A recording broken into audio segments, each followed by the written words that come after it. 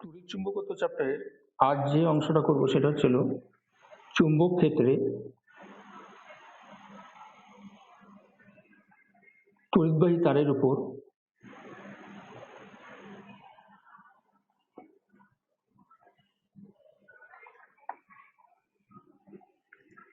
ক্রিয়াশীল বল।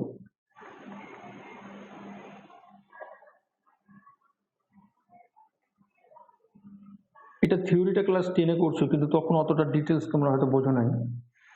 তাহলে চুম্বক ক্ষেত্রে তড়িৎবাহী তারের উপর ক্রিয়াশীল বল। Force on a current carrying conductor in a magnetic field. Force on a current carrying conductor in a magnetic field, তার মানে হচ্ছিল একটা ম্যাগনেটিক ফিল্ডের মধ্যে যদি একটা তার থাকে আর সেই তারের মধ্য দিয়ে যদি কারেন্ট যায়, তাহলে সেই তারটার উপর একটা ফোর্স কাজ করে। শুধু তার না, যে কোনো যদি পরিবাহী হয়, সেই পরিবাহীটা যদি চৌম্বক ক্ষেত্রে থাকে এবং তার মধ্যে দিয়ে যদি কারেন্ট যায়, তাহলে সেই পরিবাহীর উপর একটা ফোর্স কাজ করে। তো এটার উপর বেস করে ক্লাস 10-এ তোমরা পড়ছো বার্লো চক্র। বার্লো চক্র এই জিনিসটারই একটা এক্সাম্পল, যেখানে আমাদের চক্রটা একটা চৌম্বক ক্ষেত্রের মধ্যে থাকে এবং যখনই চক্রের মধ্য দিয়ে কারেন্ট যায়, তখন চক্রে দাঁতের উপর মানে বল আমরা এমন ভাবে প্রয়োগ হয় যাতে ওটার উপর একটা টর্ক কাজ করে এবং আমাদের কি হয়, চক্রটা ঘুরতে থাকে। এবং এটাই হচ্ছে আমাদের মোটরের প্রিন্সিপাল। সুতরাং আমাদের এটা ভালো করে পড়তে হবে, চৌম্বক ক্ষেত্রে তড়িৎবাহী তারের উপর ক্রিয়াশীল বল, এবং এই বলের জন্য কিন্তু মোটরে ঘুরতে থাকে আমাদের আর্মেচারটা। তাই এটা হচ্ছে আমাদের একটা তড়িৎবাহী তার। এই তড়িৎবাহী তারের একটা পোর্শন আমি খালি আঁকলাম, পুরো তারটা আমরা আঁকলাম না। এটা হচ্ছিল অক্ষটা, এই অক্ষটা ছিল আমাদের এক্স অ্যাক্সিস, এবং এই ধনাত্মক এক্স অ্যাক্সিসের দিকে কারেন্টটা যাচ্ছে, তারের মধ্য দিয়ে কারেন্টটা যাচ্ছে ধনাত্মক এক্স অ্যাক্সিসের দিকে। এটা ছিল অরিজিন। তাহলে কারেন্ট যদি আমাদের ধনাত্মক এক্স অ্যাক্সিসের দিকে যায়, তাহলে ইলেকট্রন যাবে হচ্ছিল আমাদের ঋণাত্মক এক্স অ্যাক্সিসের দিকে, এবং ইলেকট্রন যে বেগে যাবে সেই বেগটা হচ্ছিল ড্রিফট ভেলোসিটি বা অনুপ্রবাহ বেগ নিয়ে যাবে। এই কন্ডাক্টরটা একটা চুম্বক ক্ষেত্রের মধ্যে রাখা আছে, যে চুম্বক ক্ষেত্রটা বা ম্যাগনেটিক ফিল্ডটা আমাদের জেড অ্যাক্সিস বরাবর কাজ করছে।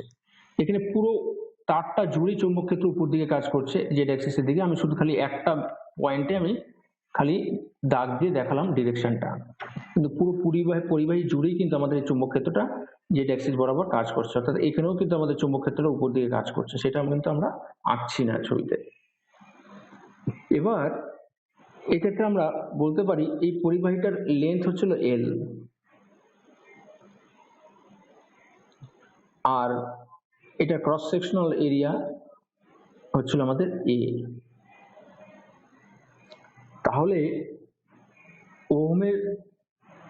ওহমস ল চ্যাপ্টার আমরা দেখছিলাম যে current is equal to n e A v d, এটা প্রমাণটা আমরা ওহমস ল চ্যাপ্টারে করছিলাম কারেন্ট ইলেকট্রিসিটিতে।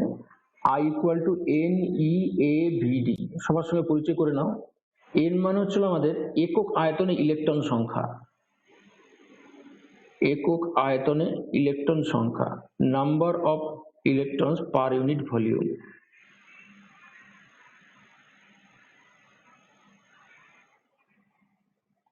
এইটা হচ্ছিল আমাদের ইলেকট্রনের চার্জ।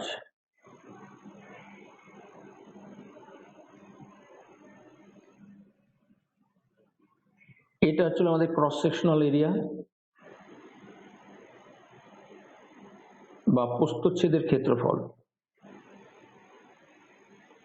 আর ভিডি হচ্ছিল অনুপ্রবাহ বেগ বা drift velocity.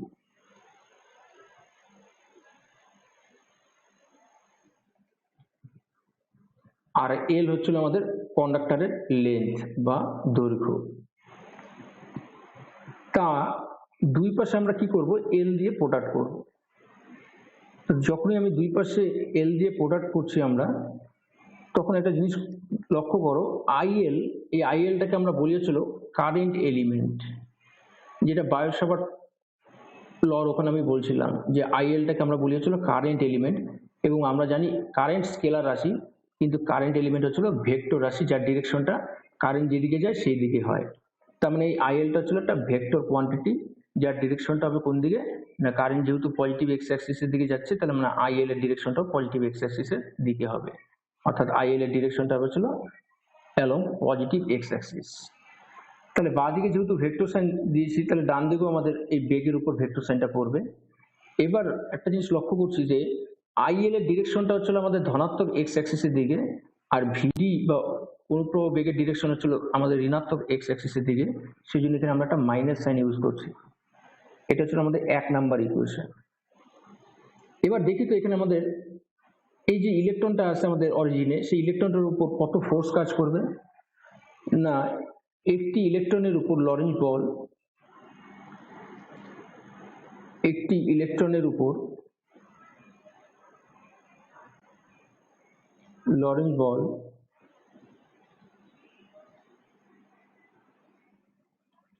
F equal to হচ্ছিল আমাদের কত না, আমাদের ফর্মুলা ছিল F equal to Q V cross B, এটা ছিল লরেন্জ বলের ফর্মুলা। খালি জাস্ট আমরা কি করব, এই কিউ এর জায়গায় লিখবো ইলেকট্রনের আধানটা মাইনাস ই, তাহলে মাইনাস ই, আর ভি এর জায়গায় লিখবো অনুপ্রবাহ বেগ বা ডিস্ক ভেলোসিটি ভিডি, ক্রস হচ্ছিল আমাদের বি। এই হচ্ছিল আমাদের একটা ইলেকট্রনের উপর বল। এখন দেখি তো এখানে কতগুলি ইলেকট্রন আছে এই জায়গাটার মধ্যে, কন্ডাক্টরটার মধ্যে। পরিবাহীতে মোট ইলেকট্রন সংখ্যা, পরিবাহীতে মোট ইলেকট্রন সংখ্যা কয়টা আমাদের, তাহলে মোট ইলেকট্রন সংখ্যা,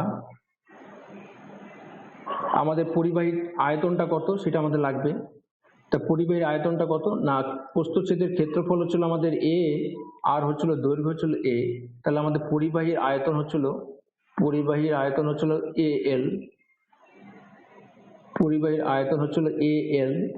এবার একক আয়তনে ইলেকট্রন সংখ্যা হচ্ছিল স্মল এন, তাহলে একক আয়তনে ইলেকট্রন সংখ্যা যদি স্মল এন হয়, তাহলে আমাদের এই এ এল আয়তনে মোট ইলেকট্রন সংখ্যা কত হবে না, এন এ এল নাল। এটা হচ্ছিল আমাদের মোট ইলেকট্রন সংখ্যা, সেটাকে আমি ক্যাপিটাল এন দ্বারা প্রকাশ করলাম। তা দেখো একটা ইলেকট্রনের উপর যদি এই বলটা কাজ করে, তাহলে ক্যাপিটাল এন সংখ্যক ইলেকট্রনের উপর মোট বল কাজ কত করবে, তাহলে ক্যাপিটাল এন সংখ্যক ইলেকট্রনের উপর মোট বল, ইলেকট্রনের উপর মোট বল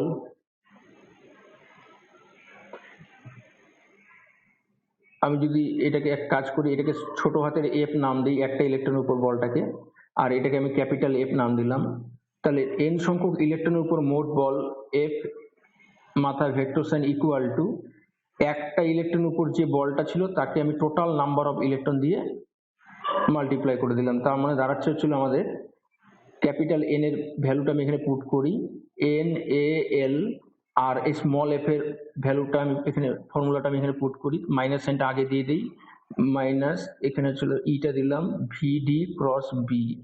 এটা হচ্ছিল আমাদের পরিবাহীতে যতগুলি ইলেকট্রন আছে তাদের উপর মোট বল।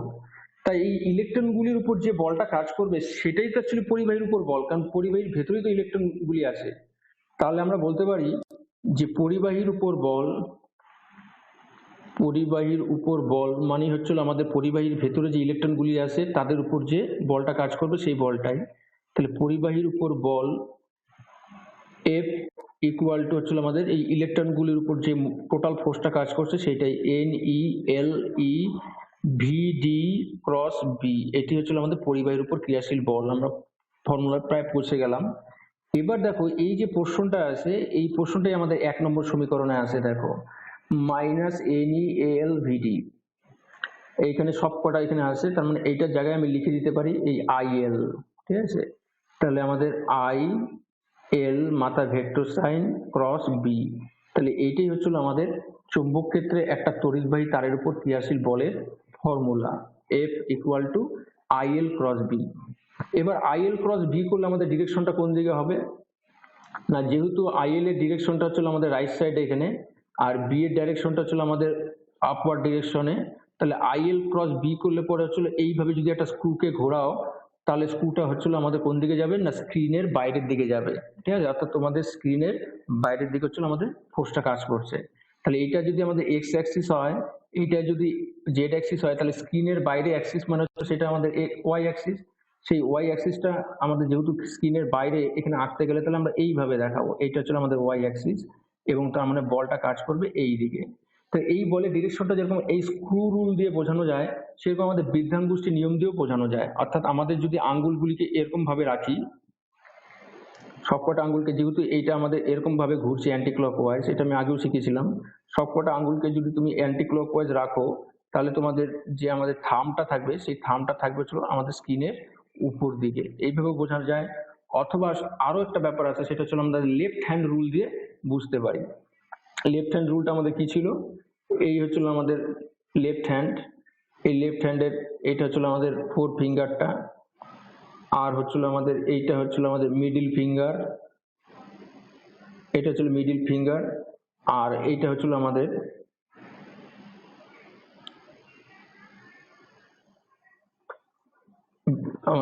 থাম বা বৃদ্ধাঙ্গুষ্টি। এই তিনটাকে আমাদের কি করতে হবে, পারপেন্ডিকুলার সেট করতে হবে তিনটা আঙ্গুলকে, যেটা ক্লাস 10ও তোমরা করছো। এইটা হচ্ছিল আমাদের বি এর ডিরেকশন প্রকাশ করবে, এইটা হচ্ছিল আমাদের আই এর ডিরেকশন প্রকাশ করবে, তাহলে আমাদের বৃদ্ধাঙ্গুষ্টিটা হচ্ছিল ফোর্সের ডিরেকশন প্রকাশ করবে। তাহলে এইভাবে তুমি ডিরেকশনটা বার করে নিতে পারো, ফোর্সটা কোন দিকে কাজ করবে।